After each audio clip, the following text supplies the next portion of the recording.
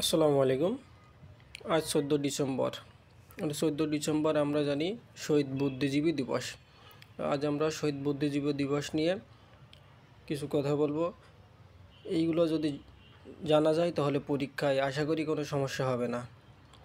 তাহলে দেখি, 14 ডিসেম্বর শহীদ বুদ্ধিজীবী দিবস। শহীদ বুদ্ধিজীবী দিবস ঘোষণা করেন বাংলাদেশের প্রথম প্রধানমন্ত্রী তাজউদ্দিন আহমেদ। সেই সময় বুদ্ধিজীবী দিবস তদন্ত কমিটি ছিল। তৎকালীন বুদ্ধিজীবী তদন্ত কমিটির প্রধান ছিলেন কথা সাহিত্যিক জহির রায়হান।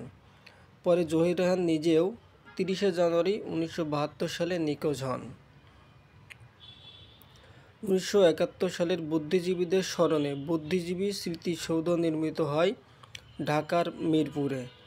এটা কত 1971 সালে ঢাকার মিরপুরে। স্থপতি মোস্তফা আলী কুদ্দুস। 1991 সালে বুদ্ধিজীবীদের স্মরণে আরেকটি স্মৃতিস্মারক নির্মিত হয় ঢাকার মোহাম্মদপুর থানা রায়ের বাজারে। নকশা করেন জামিয়া আল সাদি ও ফরিদউদ্দিন আহমেদ। স্মৃতিসৌধ নির্মিত হয় দুইটা, বুদ্ধিজীবী স্মৃতিসৌধ দুইটা নির্মিত হয় 1971 সালে, একটি ঢাকার মিরপুরে স্থপতি মোস্তফা আলী কুদ্দুস, আর একটি 1991 সালে মোহাম্মদপুর থানা রায়ের বাজারে। নকশা করেন জামিয়া আল সাদি ও ফরিদউদ্দিন আহমেদ। বুদ্ধিজীবীদের স্মরণে স্মারক ডাক টিকিট প্রকাশ করে বাংলাদেশ ডাক বিভাগ। এইগুলা জানলে আশা করি পরীক্ষায় এইগুলার ভিতরেই কমন আসবে ইনশাআল্লাহ।